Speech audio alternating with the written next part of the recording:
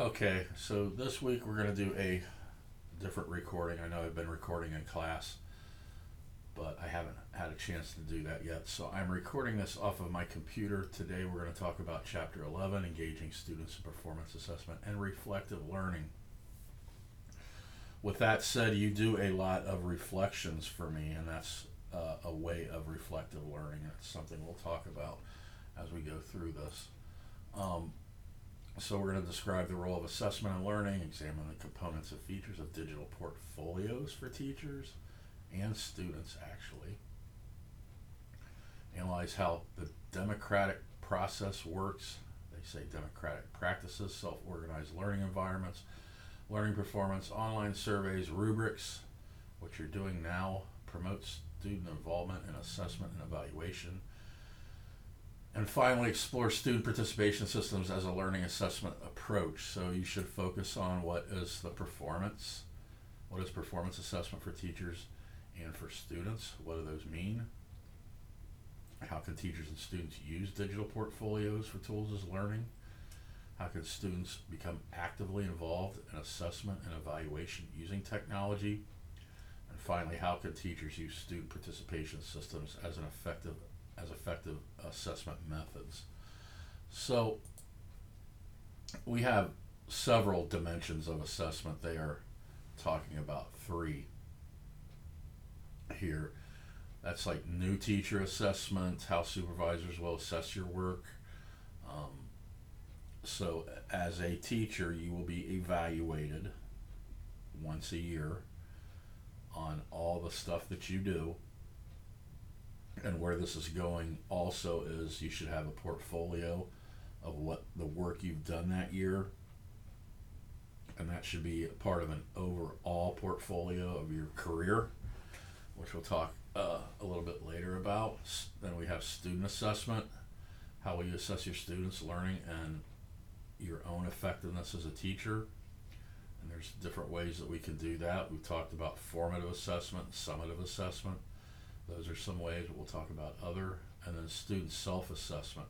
How will students participate in this assessment process? So we'll talk about that stuff too.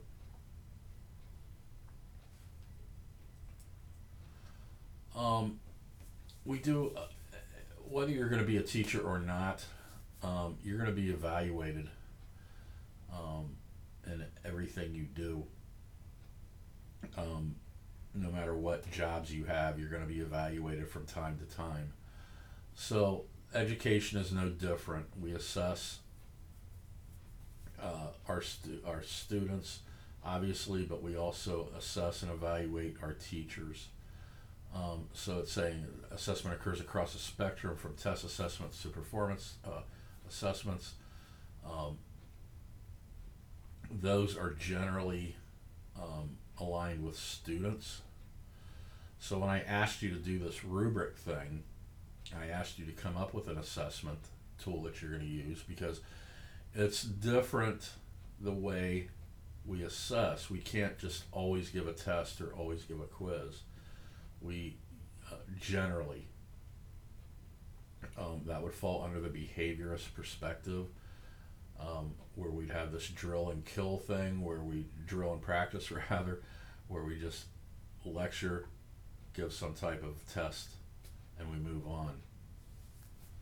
We found in education that it's, to have a myriad of different assessments and different projects. So again, you may have them write a paper, you may have them do some type of presentation, so forth and so on. So other than just a straight alone test.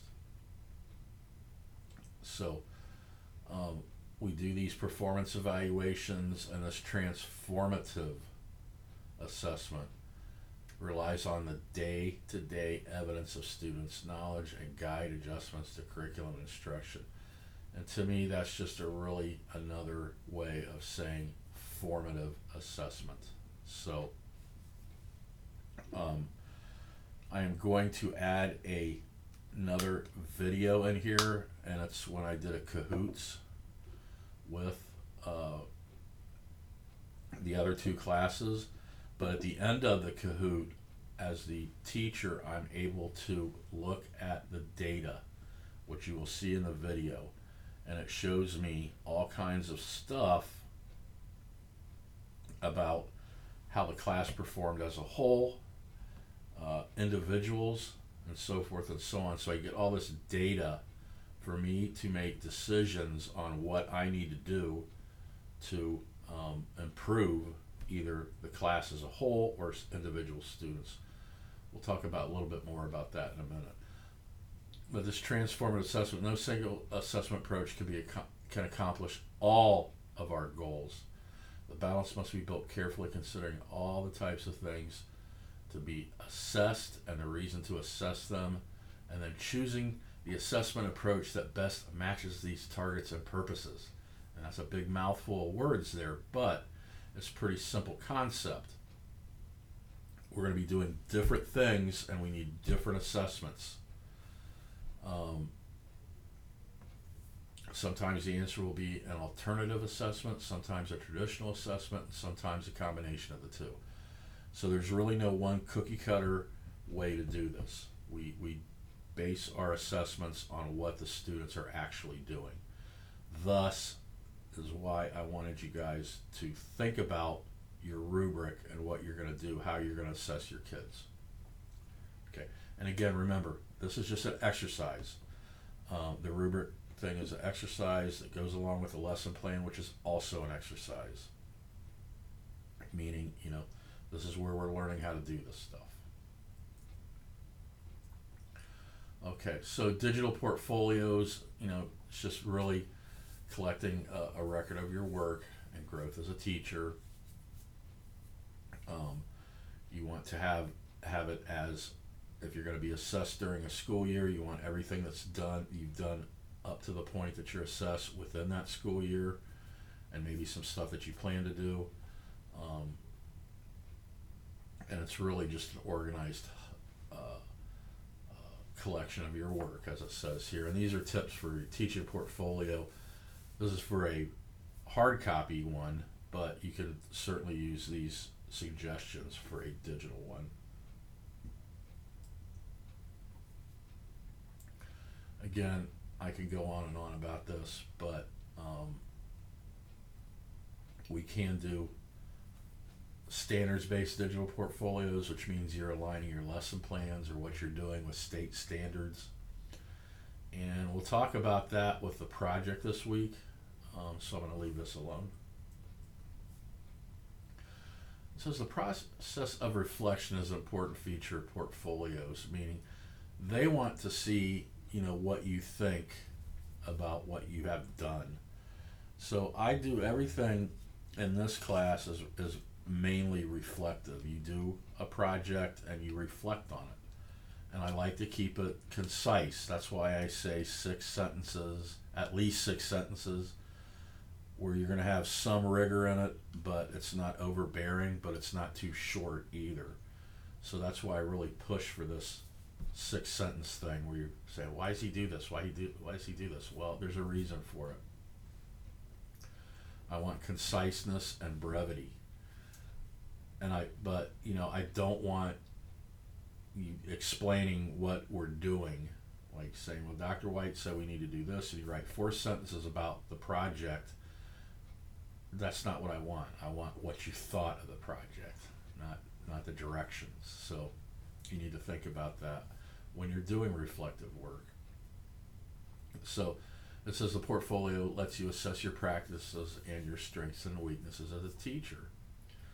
So you'll be asked that a lot, what's your strengths and weaknesses? And of course, no one wants to say I'm weak at this, but you really have to find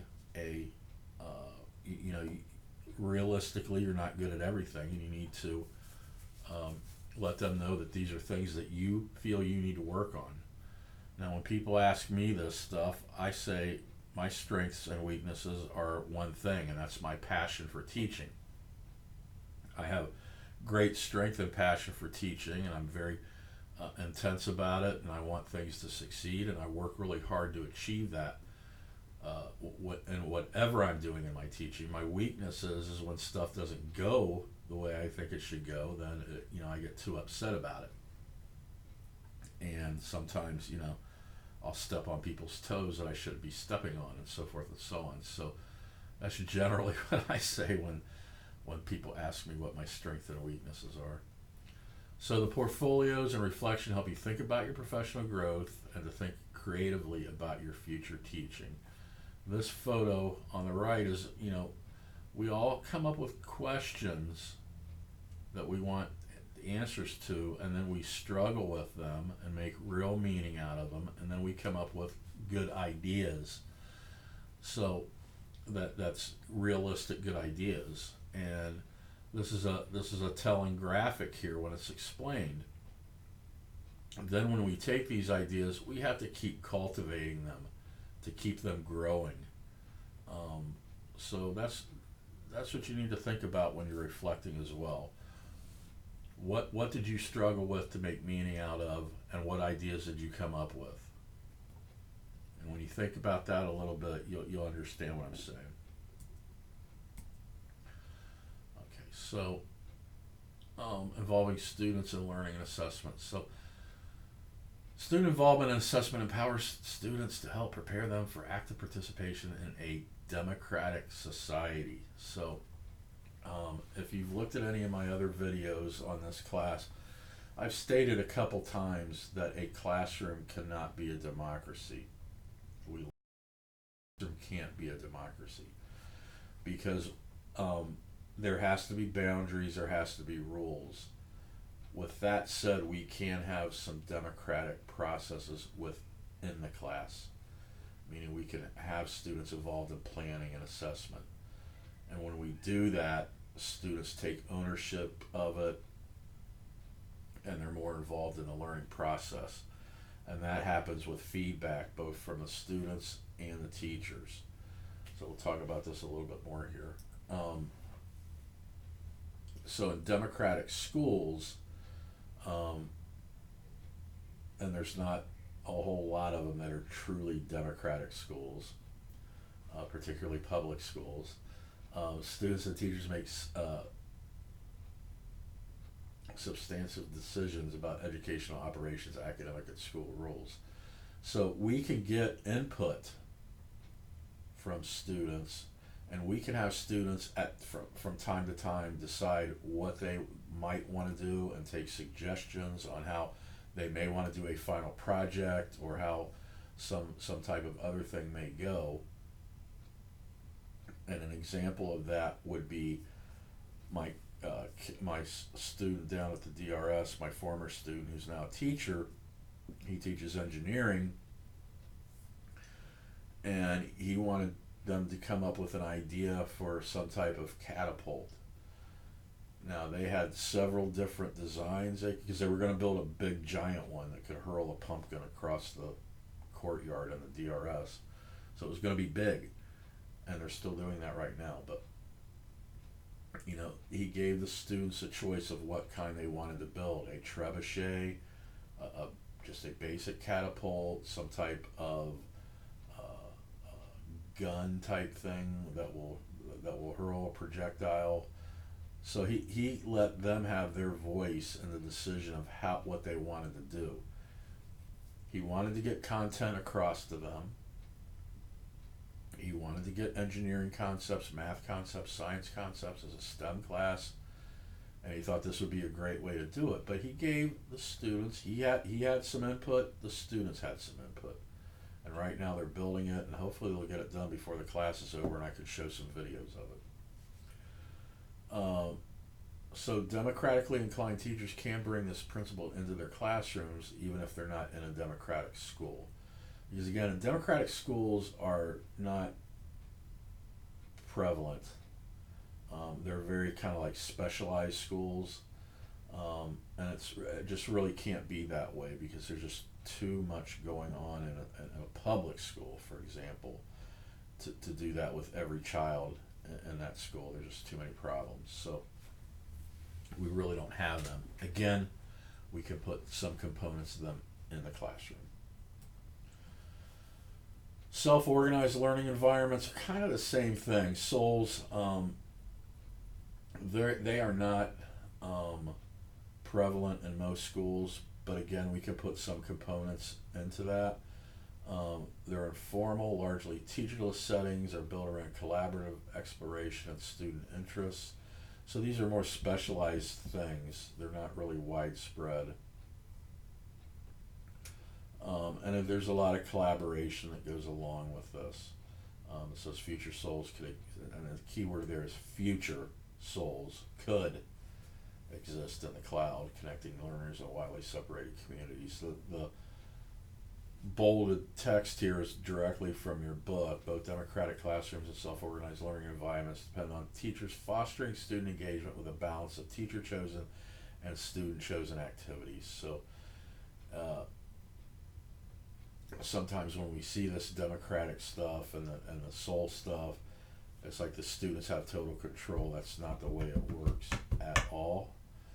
Teachers basically guide and mentor and steer students into what the concepts they want them to be getting into, and then give them, the opportunity to come up with ideas that may or may not be chosen.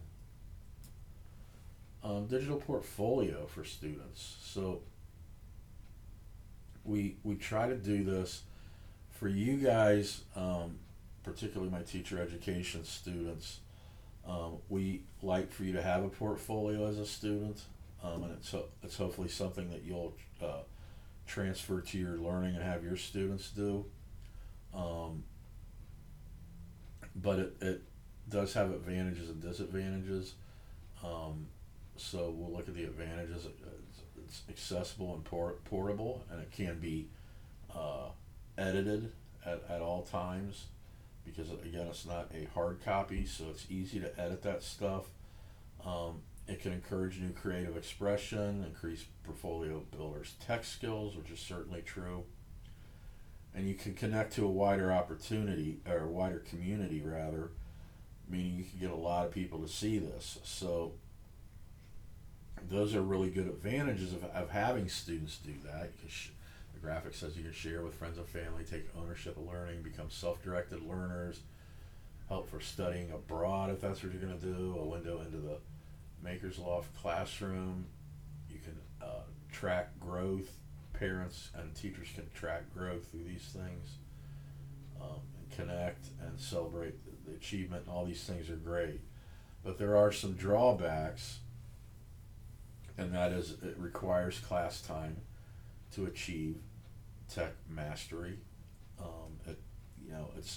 You're going to have to come up with some type of authoring software, and there's a lot of software out there to do these things, but you're going to have to find it. You're going to have to train the students how to use it, and that takes time. Teacher help may be needed for planning, obviously. Not all hope for audience members will see it. So you may work hard on something and you really want someone to see it, and they just don't look at it. And we may look at aesthetics and how the overall look of it looks, meaning fluffy. You have this fluff thing, but really no academic substance in it, so that can be problematic too. So we look at performance versus progress portfolio. So performance portfolios, we're looking at mastery of something. The progress means we're looking at something over time limit, over a time period rather. So performance looks at summative assessment versus formative assessment. And if you recall the difference between the two that I've said in my lectures, if we are doing the subject is science, and we're doing a unit on the planets, and we have 7 lessons that we're doing within that unit, we're going to look at each lesson. When we're done teaching a lesson for the day, we're going to evaluate it and look at it, and then that's called formative assessment. We're looking, and then the next day we look, and the next day we look. Each day we look and we write down what went right, what went wrong, and we reflect on it. That is formative assessment. When it's all done, when that unit is done, then we will look at everything we wrote in our formative assessments and do a summary. So that's called summative assessment. So I've explained this before, but you can't get enough of that as far as my COE students go. Performance is self-directed, progress is generally teacher-directed. Performance, we're looking at the destination, where we ended up. Where the progress one, we're looking at the journey to get us there. And this aligns with formative and summative assessment, and both have assessment of learning components within them. Surveys for pre-assessment. So we want to pre-assess and look for prior knowledge when we assess our students, or when we look at our students. We can do that with surveys. If you remember at the beginning of this class, I had you guys do a survey. My survey was not really a pre-assessment, mine was more of a contract, but we can make surveys very easy. You go to SurveyMonkey, it's free. You can start making surveys right off the bat. It'll give you a link, and you can send that to your students and have them fill out the surveys. So within these, we can ask these questions about prior knowledge of a subject or whatever we're doing. So teachers discover what students already know and want to know before they start teaching a topic. And you know, again, we can do this in TaskStream. There's a lot of survey stuff out there, and your school may have a learning management system or an assessment management system that will allow you to do surveys. It's dependent on the school and the school district. But a lot of learning management systems like Blackboard or whatever you're going to use in that particular school generally have survey stuff included in the bundle. Rubrics. Okay, so we looked at rubrics. I talked about rubrics. You can read this again. It's criteria for the students so they know what's coming. For teachers, it's a way to justify the grade, and so forth and so on. Now, what I told my other classes is we don't use rubrics just for students. As educators, we use rubrics all the time. And if you look at this, I was on this one on the left is a thing we did when I was on the dean's search committee for the new dean of the College of Education. This is a rubric that looked at leadership, vision, management, resource development, academic scholarship, accreditation experience, administrative experience, and pre-K through 12 teaching experience. So this person had some resource development, didn't show any evidence of management. We didn't know anything about their leadership and vision. No evidence of academic scholarship. Didn't know anything about accreditation experience. They had some administrative experience, and they didn't have any K through 12 experience. So I just grabbed this. There's no name or anything, but this is just, this is a rubric that we use.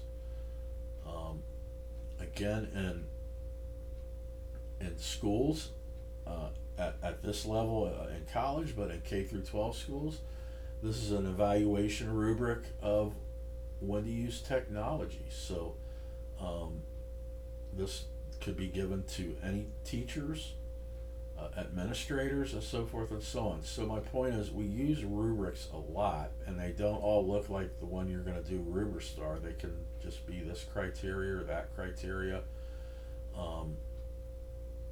But these are definitely rubrics. So it's very interesting to look at these types of things.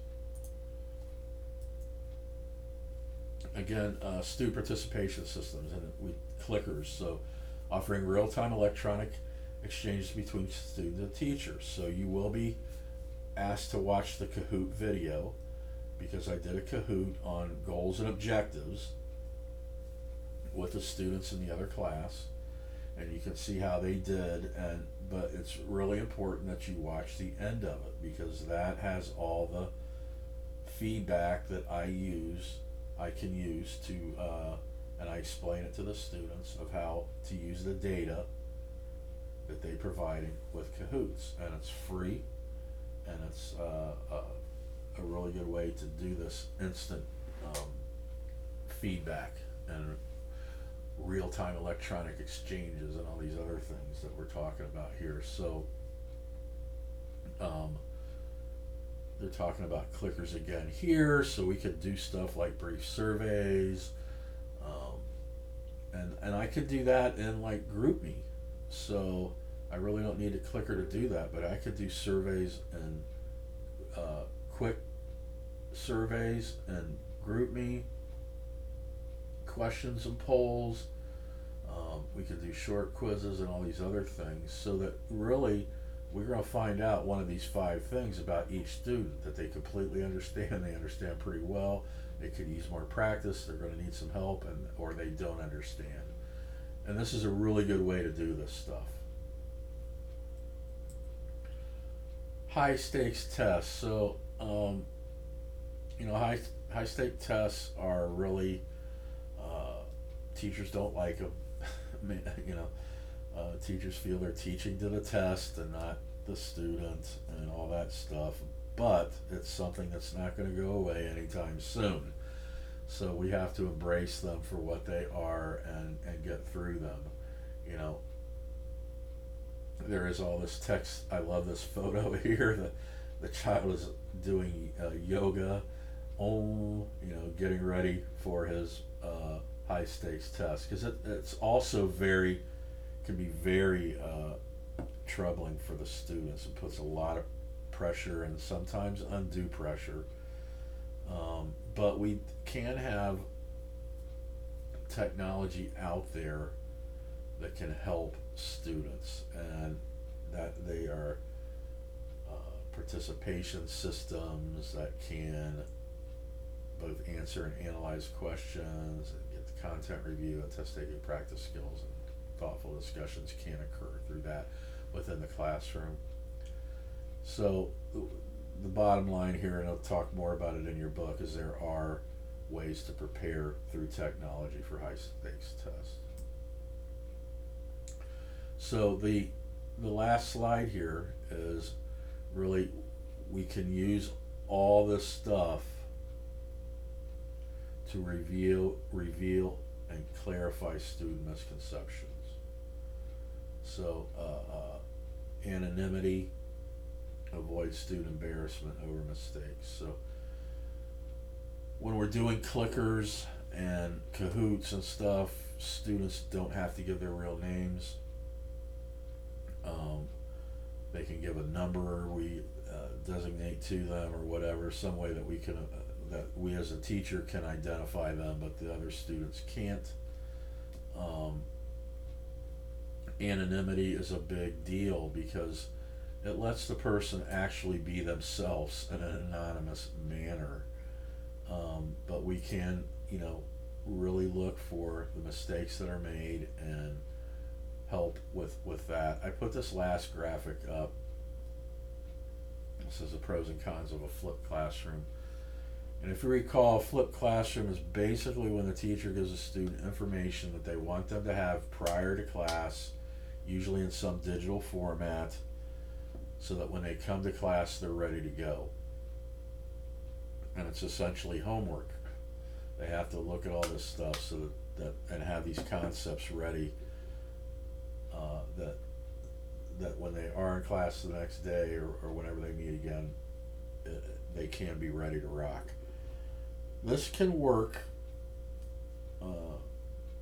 in K through 12, not at all levels, but it can work within a K through 12 realm.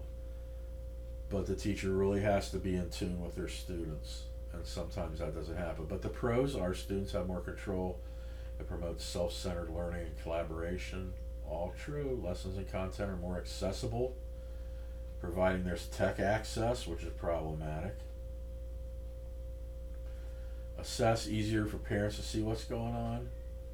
And it can be more efficient, but again, it has to be set up correctly, and it's not going to work in all cases and for all teachers in all classrooms. The cons, it can create or exacerbate a digital divide, because again, not all students have technology at home. If we look at NIMS Middle School, as far as I think 2.5 years ago, only 65% of students had technology at home. The other 45% didn't. So that's a problem. Um, Unless we, give them some type of device to take home with them, they're not going to be able to do it if we're going to do it digitally. It relies on preparation and trust. So, when you're looking at this Cahoots video, I I did this. I gave them stuff to look at, and I gave them, they were just to read it and prep, and I trusted they would do it, but they didn't. They didn't do it, most of them. So that, and I knew they wouldn't, and it was no surprise to me, because I didn't really hit it home as much as I could have, not should have, as I could have. I wanted to just give them the stuff and have them do it. I want to see what happens. Again, there's a significant amount of work on the front end. So, I had to make sure the students all had access to this information. I had to make the Kahoot, which is not, takes time. In this case, whatever other teachers are doing, there's always going to be that front end work. It's not naturally a test prep form of learning. Well, I'm not really agreeing with that one too much. It definitely can be a natural, but that's just an opinion. The other one is time in front of the screens instead of people and places has increased. Well, in today's society, students are glued to a screen anyway, so we might as well embrace it. Okay, so that is the end of this lecture. And again, make sure you watch the Cahoots video that I'm going to put in there. It's going to help you understand a lot of this. You could actually watch it. I'm saying you can watch it first at the end of this video, but just watch it, and you can see what I'm talking about with a lot of this stuff. Okay, thank you so much.